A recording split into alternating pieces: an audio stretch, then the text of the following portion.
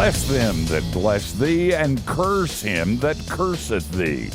So who's the Z? Let's talk about it with Yael Eckstein on Steve Brown, etc. He's an old white guy, an author, broadcaster, and seminary professor who's sick of religion. And he's brought friends. Please welcome Steve Brown, etc. Hey, we're so glad you're here. And as I always say, and always mean, you have a seat at our table. In case you're wondering, I'm Steve, the aforementioned old white guy. Matthew Porter is our executive producer, and he's here. Matthew has so many questions for our guests, like, is it kosher to have a piggy bank? What? Matthew asking a question like that took a lot of chutzpah. I'm curious. Our producer Jinx is in his little glass booth. Jinx, what's for lunch today? Any vegetables? I think the only vegetables Jinx likes are Bob the tomato and Larry the cucumber. Gee whiz. I like vegetables. I just don't like rutabagas.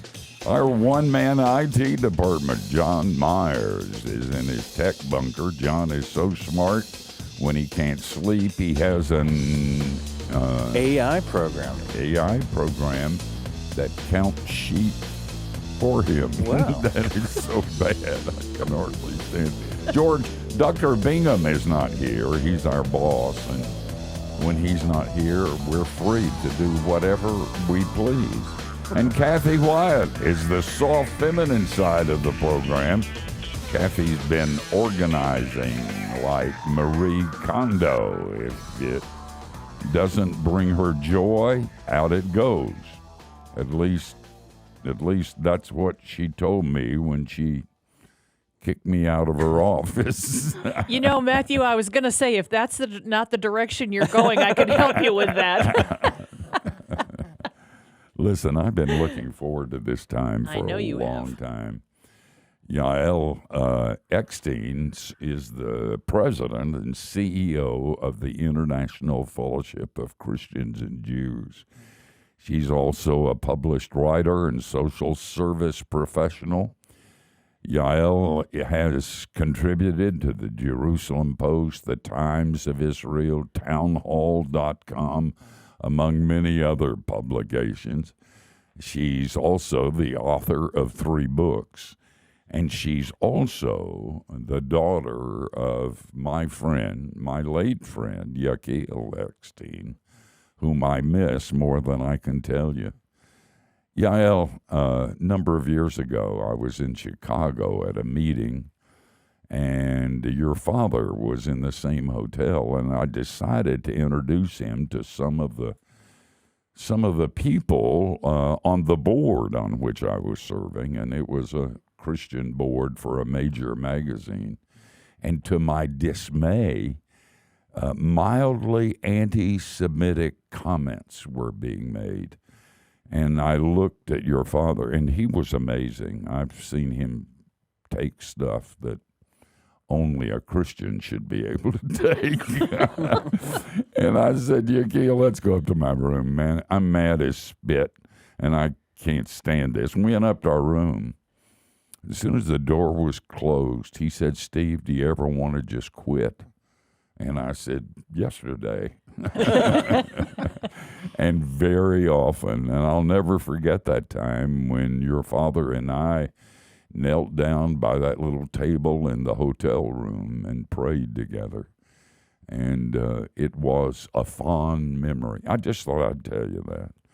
Thank you so much. And so I loved him a lot, and I wish, I think you're doing an amazing job. Every time I turn on the television, you're there, and it's a delight to watch you and to watch the work that you're doing. Speaking of which, there may be somebody listening or watching who has no idea what the International Fellowship of Christians and Jews was founded 40 years ago, And if you don't know about it, it's time that you should know. So, Yael, would you tell us about the organization that you had? Thank you so much, Steve. And I love those stories of you and my father. I can see all of it. I can see meeting in the hotel and exactly my father's face expressions when they were talking, going up to your room and kneeling in prayer. It's also powerful. And what a blessing and gift to be able to hear these stories from during his lifetime. Yeah, it's an incredible thing to be able to continue my father's legacy, grow on it, try to honor it to the best of my ability. My father had a dream. He was a man with a dream 40 years ago, actually, exactly. We're celebrating our 40th year anniversary now. That God laid on his heart that it's time, hine ma tovu manaim shevet achim gam yachad, how good and pleasant it is when brethren come together in peace. And it's time to make that happen. And so my father founded this ministry that was originally actually just a communication bridge building organization. There was no element of humanitarian aid or fundraising, and it was just to discuss Christians and Jews, the 2,000-year history of animosity and hardships, and to try, based on that communication, to bridge a new future. And today, the fellowship, as we call it for short, because my father always said, everything about the organization is great except for the name. It's too long. And I'm going to have to agree with that one, but no changing it now. But today, we're the largest philanthropic organization in all of Israel. That last year, we helped over 2 million Jewish people in need in Israel and the former Soviet Union.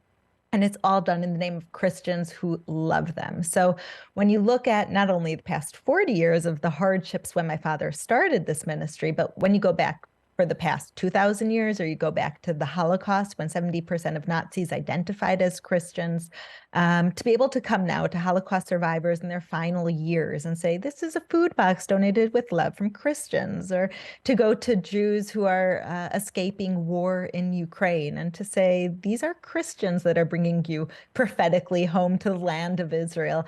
I think there's a real comfort, peace, reconciliation that is historic. You know, your father was a lot of things. He was a musician. He was an incredible organizer. He solicited trust. But one of the things that so impressed me in the early days was that he was a voice for Christians in the Jewish community. And he was a voice for Jews in the Christian community. And he understood both deeply and profoundly. As you know, but maybe our audience doesn't know, there was a lot of criticism of your dad. When he was raising money at the beginning, he went to a major Jewish philanthropist who said, I don't even agree with what you're doing, but he gave him money. And from the other side, there's always been a strain among Christians of anti-Semitism. And so I watched your father get it from both sides. And I don't know why, going back to that story I told you, he didn't run. I would have said, if you don't do it right and get it done the first time, forget it. You know, I'm going to go into vinyl repair and do something productive. But your dad didn't do that. And you don't either. Are you still getting that kind of criticism from some quarters? It's such an interesting point, Stephen. It's so important to remember. So often we live in a reality that we forget that anything else ever existed. Like my 4 children were born here in the land of Israel. And I always have to remind them what a miracle it is that they live in Jerusalem, how for generations people prayed for that and hoped for that and even lost faith it would ever happen, because after 2,000 years of exile, who just returns to their land? And so sometimes we take things as a given once we get used to it. And today, I think it's an amazing success of my father and so many others like yourself, Steve, that we've come to a place where it's a given that evangelical Christians are Israel and the Jewish people's greatest friends. And that, of course, they pray for Israel. Of course, they stand with the Jewish people. Of course, they're going to do everything they can to help with the ingathering of Jewish people, especially from places that face anti-Semitism and persecution. Of course, they're going to be there by our side. And on every side, if it's still debated for sure. People still ask me many questions in Israel about the intentions and why they love Israel and why they give to Israel and what they want from the Jewish people. But there's an interest more than a mistrust. And there's an interest more than animosity. And so I believe that's the greatest success that my father gave to this generation here, that suddenly people are interested without having all of their negative emotions associated with it. So good. I sometimes say to my Jewish friends, you ought to love evangelicals. All the liberals have turned against you, man. They don't even want to buy your products. But evangelicals are mean. They don't back off. When they stand with you, they're going to stand with you forever, no matter what. So that's a good wedding. Not bad at all. And from my side, I'm proud of my evangelical family. And sometimes that's hard for me and them.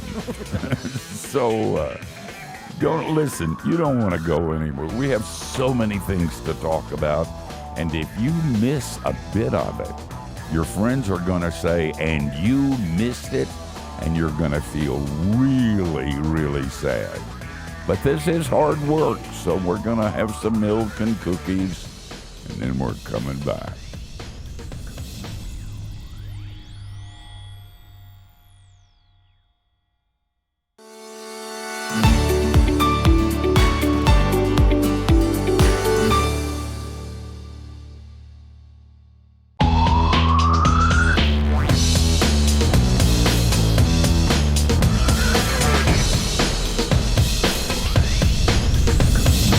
Hey, thanks for joining us.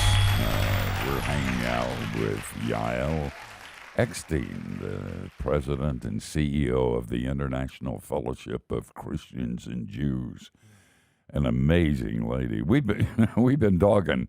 You know, we ought to leave our microphones and cameras on. Some of the best stuff that happens on this program happens during the commercial breaks. And we just found out that her daughter, who is 17, is very soon entering the Army. You know, what about your kids? This is heard in Canada and the U.S. Maybe that would be a good thing to send them off when they get mean. Mm-hmm. Put them in the service and let somebody else worry about them. I'm going to become Jewish and move to Israel. Listen, I just don't. When my kids get upset about playing Minecraft on their video game, you're like, hey, listen, let me give you a little fun fact about what your peers are doing in Israel. Jeepers. That's amazing. Well, in preparing for this conversation, I came across a news item that said that you guys had recently received an award from the National Food Security Initiative Annual Conference, which is another mouthful of, we need to get some marketing people in here. But what was that honor about? Wow. Well, it was actually really special because the fellowship's focus is on exactly what the Bible says. There are so many different areas of need in any society, but you look at Israel that was established in 1948, we're 75 years young, or as we say, 3,000 years old, 75 years young. And we have all the issues of a new country, including all of our population is due to immigration from many of the immigrants here are from very poor countries or escaping war across the Middle East, from Iraq, from Egypt, from Iran. There used to be big Jewish communities who moved to Israel from across the former Soviet Union, Russia, Ukraine. We continue to get Ukrainian refugees that the fellowship brings. Almost every day we bring Ukrainian Jewish refugees from war to Israel on Aliyah to move here. And so we look at all the issues in Israeli society and all of the needs, and we say, where should we focus? And we open up the scriptures, we open up the Bible, and it says, feed the hungry, clothe the naked, shelter the poor, focus on the elderly and the widows and the orphans. And so we kind of transformed that Bible verse into our strategic plan and annual work plan. And so food security is something that's very important to us at the fellowship, that everyone should at least have food. And because Israel's such a new country, and because so much of our GDP goes to protection and security, that if we're not one step ahead of all of our neighbors in the Middle East, which are billions of people, and meanwhile, Israel is a country of under 10 million, we're going to be wiped off the map. That's it. We're still in a war for survival, for independence. And so we don't have as much funds for humanitarian programs as a country. And so the fellowship came to the government many years ago with some partners and said, we want to help you start a national food program. Like in America, you have food cards. There's no food security program in Israel. And the government said, okay, we're going to partner with you and show us that you could identify not just people who are poor, but the people who are hungry, show that there could be a realistic strategic plan and budget in order to meet that you could logistically get the food to the people who need it in the most respectable way. And so we ended up doing that. And now over 30,000 families of the poorest elderly children are getting food from the fellowship together with our partners and in partnership with the Israeli government, with the idea that within 5 years, the Israeli government will take over this program completely. So this honor that you spoke about was something that really was a full circle from seeing how my father had this vision of not just being a humanitarian organization that brings food to the hungry, but approaching the Israeli government and changing the entire structure and creating the infrastructure so that the hungry can be fed. That to get the honor now to see how much the program has grown by the president of Israel, President Herzog, was something that for me is so symbolic of everything the fellowship stands for, of recognition by the president of Israel that Israel has friends, millions of Christian friends who made this possible, recognition that the fellowship are leaders in the world of humanitarian aid in Israel, recognition that we're keeping that biblical mandate to feed the hungry, and recognition that we're able to do it not just to get the hungry food, but in the most practical, strategic, quick, financially, I would say, sustainable way possible. That's amazing. By the way, if you want to be blessed, because that's what God said, that he was going to bless those who bless Israel. I mean, if you're in the doldrums and things are going bad, and I'm not going to promise you something God didn't promise, but he did say that he would bless you if you bless them. Yael, they can see the television commercials that are on so often, but if somebody has not seen those and they wanted to help, how could they do that? Yes, it's exactly Genesis 12:3 that God says, I will bless those that bless Israel. And the stories that I've heard are inspiring and amazing of how God is still keeping that promise.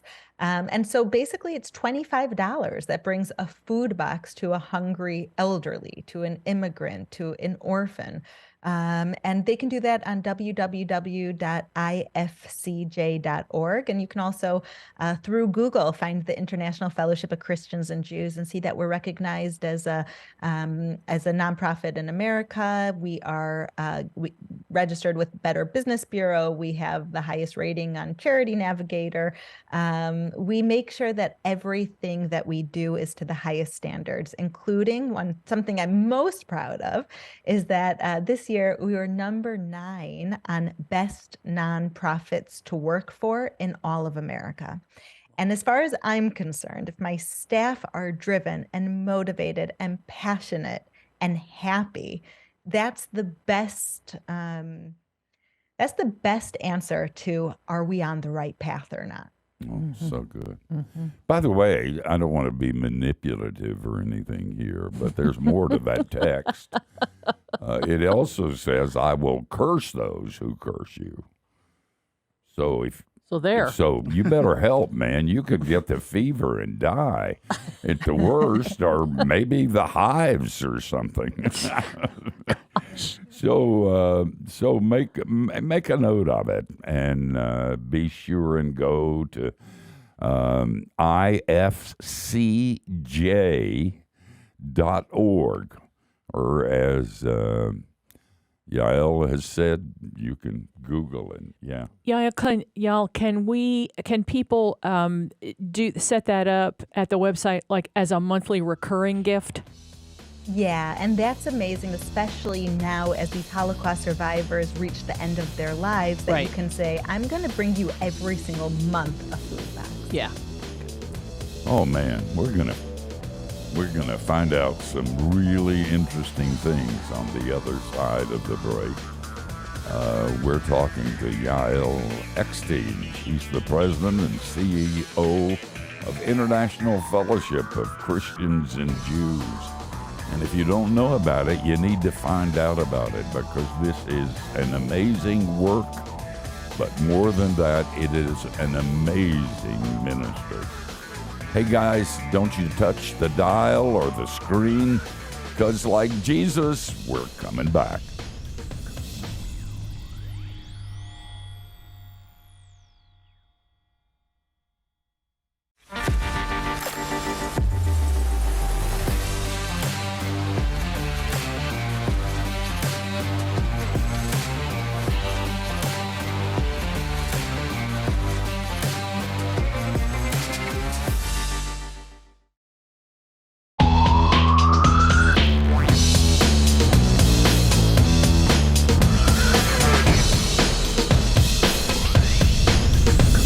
Hey, we're so glad you're with us. It is a high and holy compliment that you would take an hour out of your busy schedule. But when you do, you find out the gift was really from us to you, too. And today we're talking with Yael Eckstein. You can keep up with her work at ifcj.org and on Twitter at Yael, and that's spelled YaelEckstein.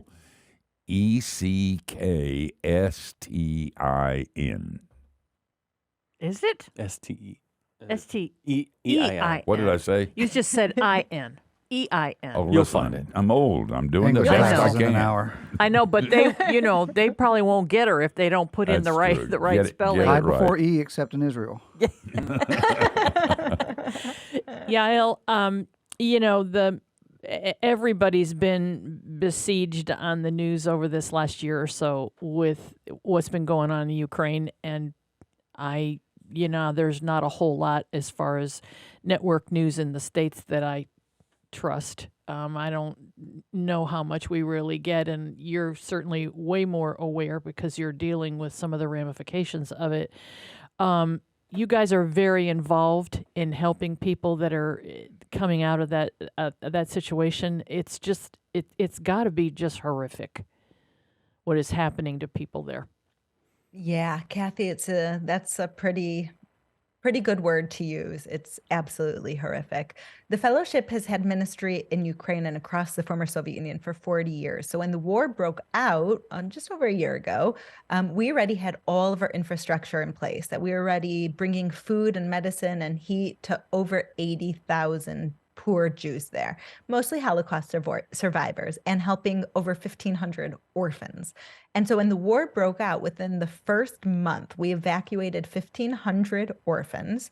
We had medical flights where we had volunteer doctors with ambulances going into the war zone, taking out Holocaust survivors on stretchers, bringing them over the border to Moldova, where we set up our headquarters.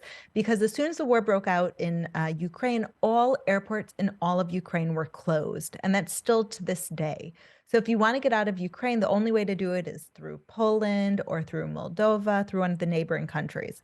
And so we brought them over to Moldova, and Moldova, for those first few weeks of war, the airport in Moldova was closed as well. So we got special humanitarian permission to open up the airport only for our flight.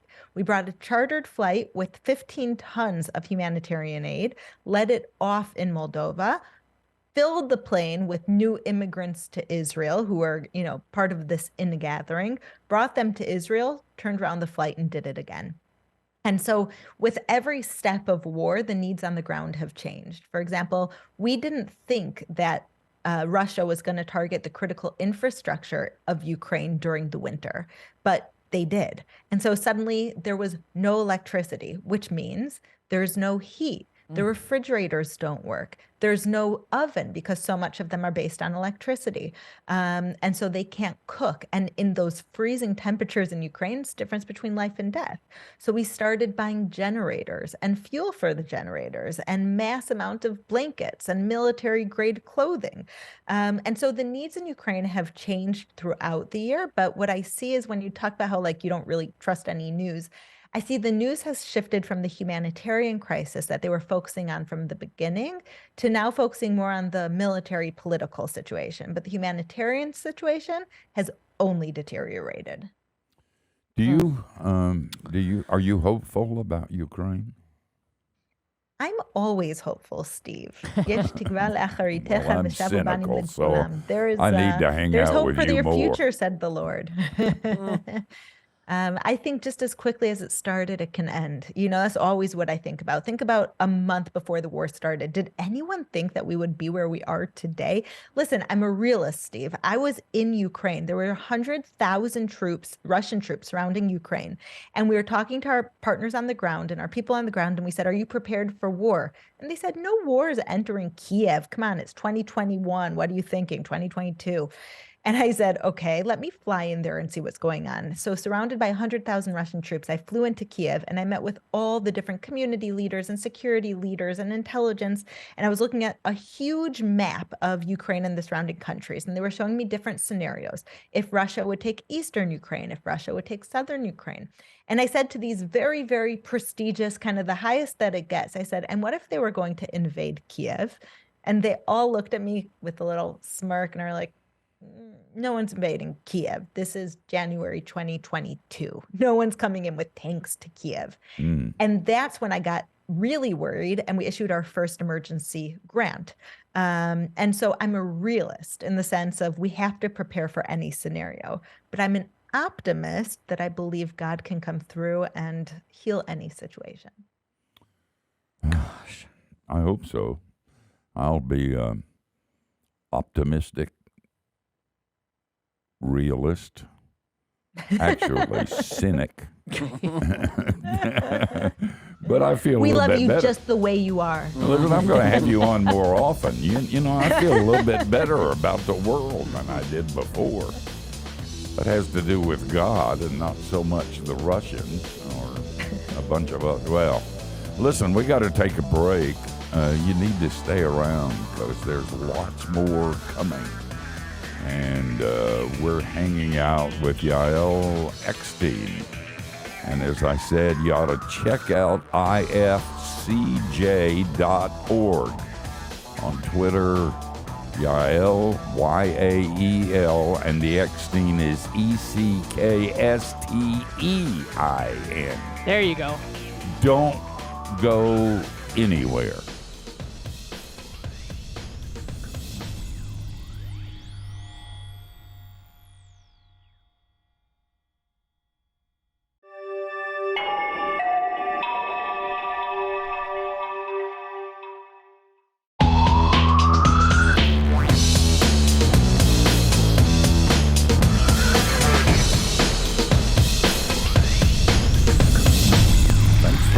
Spending this time with us.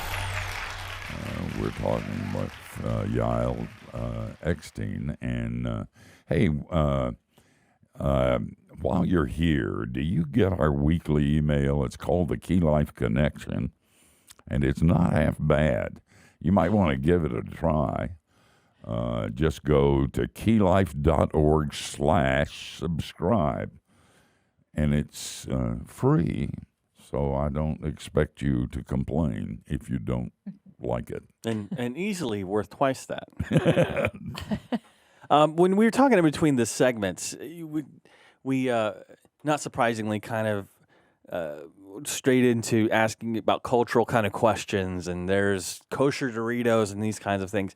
And Mine are not. Sorry. yours are I was not. incorrect. Yours are not kosher. Repent. It's too late. I ate them. And Yeah, but don't repent till after you eat them, okay? yeah, that's how it works. Sin now, Sin. repent later. Buy now, Okay. pay later. I'm sorry. No, it's all right. So I love that what you're working towards, among many other things, is basically a deeper understanding between Christians and Jews. And doesn't understanding start with curiosity on the front end? So I would be curious to know, what are some questions you commonly get from Christians in America about Jewish life and culture and life in Israel, and just you've got to hear a lot of the same things over and over. That's such a great question. What are the questions, right? Mm-hmm. That's a good question of what are the questions. Yes, I think that's sorry about that. I think that's what's amazing is that we have this opportunity. Whenever I sit with Christian tour groups in Israel, for example, I'm like, okay, ask me anything, everything that they told you. Don't talk about this. Don't say that. Don't ask me anything. And it leads to real partnership, real bridge building, because like you so poignantly said, connection is built on curiosity, and you have to be able to ask those questions. I think the biggest questions I get, there are a few of them. One, so I think they're divided into two different areas, the questions I get from interested Christians. Number one is about life in Israel, and the second is about Judaism. So the first one of life in Israel is usually, aren't you scared to raise your children there? Aren't you scared to live there? And the truth is, Israel, I think, like so many places that you see on the news, I always say how everything's relative. Sometimes when our offices are in Chicago and my friends in Israel are like, you're going to Chicago? Be careful. That's And true. how, and how in Israel there's a security guard by like a soldier at the entrance of every building or mall or train station. My kids are so used to that I remember when my 14-year-old was little, we were in America, and he looked at me and he said, "Mommy, it's so scary here." I said, "Why?" He said, "Because there's no one protecting us at the entrance of the buildings." And so I think it's all really relative. In Israel, we don't have issues that America faces, like kidnapping and rapes and things that you read about on a pretty regular, ongoing basis. In Israel, I teach my children. I was raised, because I lived in America till I was married in my 20s. But I was raised on don't talk to strangers, and my kids are raised on if you need anything, you ask the person next to you. That everyone here, it's not just a saying we're brothers and sisters. Everyone here, when my kids were little and we'd be at the park, my kid would fall, and before I could even stand up, there were 5 parents helping my kid up. One time my kid was riding a scooter in the neighborhood, fell, knocked on the door right next to wherever she fell of someone she didn't know, and they walked her home, and it wasn't a strange thing. And so those are the type of things that I think culturally life in Israel is very different. You're living amongst brothers and sisters. As far as religion, Shabbat is a very big part of my life. And we read about, of course, in the 10 Commandments. I think there are many ways to keep Shabbat.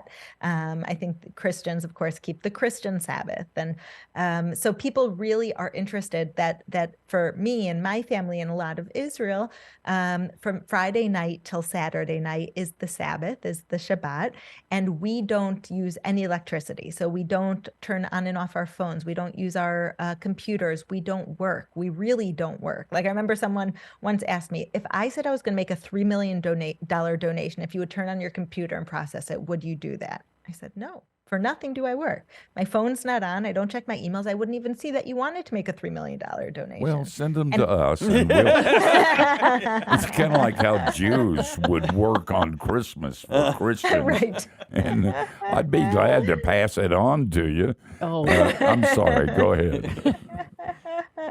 Yeah. So I think there's really just the way that we understand the Bible, as as it says in the Christian Bible, Christians are grafted onto the rich olive tree of Israel. And don't forget, more than the roots need the branches need the roots. And I think it's that the Jews are still living the way that Jesus lived. We know Passover, the final supper, he was eating matzah, the unleavened bread, and the way he kept Sabbath. So it's not to say that Christians are supposed to live that way, but it's to say, in order for Christians to understand their Christian God and the Christian Bible, I think there's so much to learn from the Jewish traditions that are still kept today.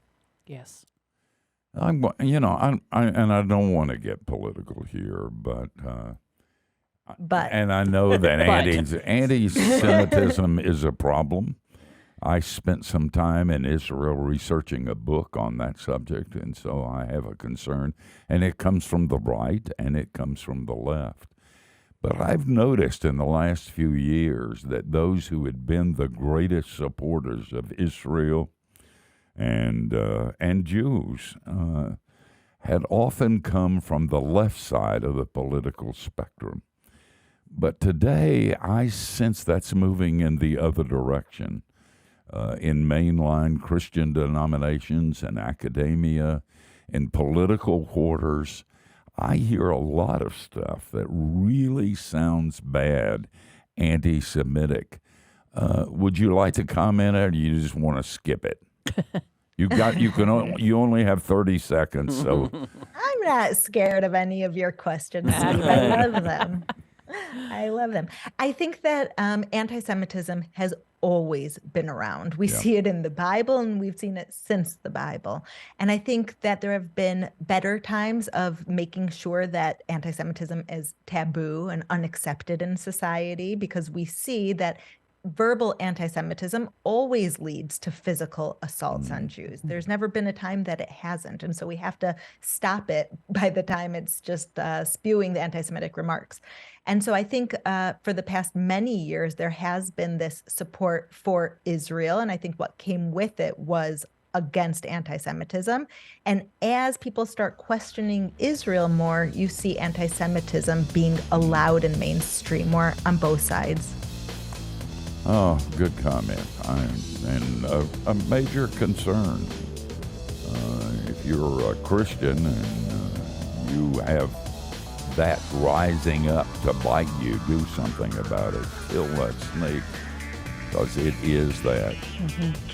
Yael, it's been a pleasure having you. I hope we can do this again. Yes.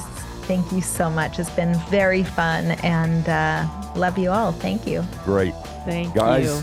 we're going to come back and we're going to tell you who you're going to listen to and watch next week.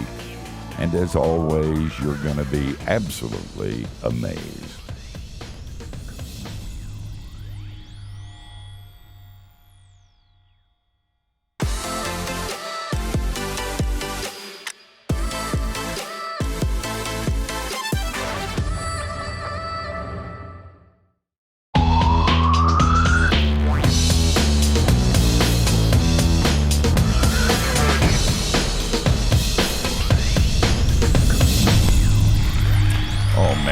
Great hour with Yael.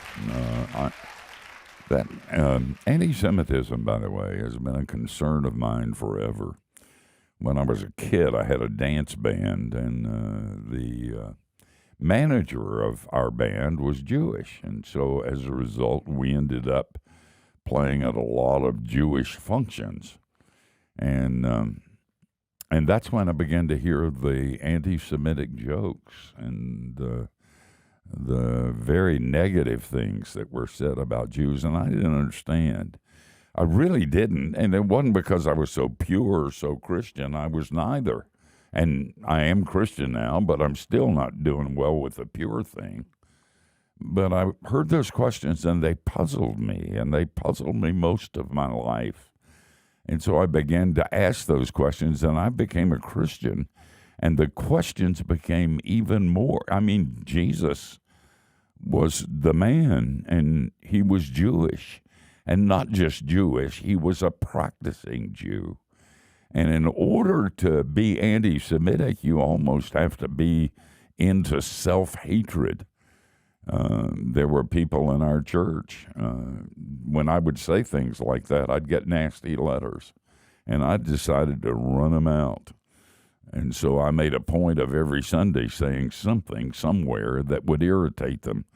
And I can say with almost 100% certainty, the anti-Semites left our church, and it was a blessed place because of that passage in Genesis. But I think finding out about the International Fellowship of Christians and Jews is a good thing for that reason, because there's a drift in our country that is academic, mainly from the left right now, and just don't let them do that. This is an important biblical principle of our support. And then, of course, this is a great charity, and you can trust them that food will get into hungry stomachs, and people who aren't free will be set free, and there will be a fire to warm cold people, and your money will be used in a godly and wonderful way. Enough said. Who's going to be on next week? Next week, our friend Jared Brock is going to be with us, and this is going to be a fun interview because his book is titled, get this, pay attention, people, A God Named Josh. Sounds blasphemous to me. We'll see. Guys, we're coming back next week, same time, same place. I sure hope you'll join us. And between now and then, don't do anything we wouldn't do, and that gives you a wide berth. What's a dance band? I wonder the name of the dance band. You won't believe this. It is so corny. I made it called a Stardust. I love it. That's awesome. I love It's not awesome. That's corny. And we would play Stardust.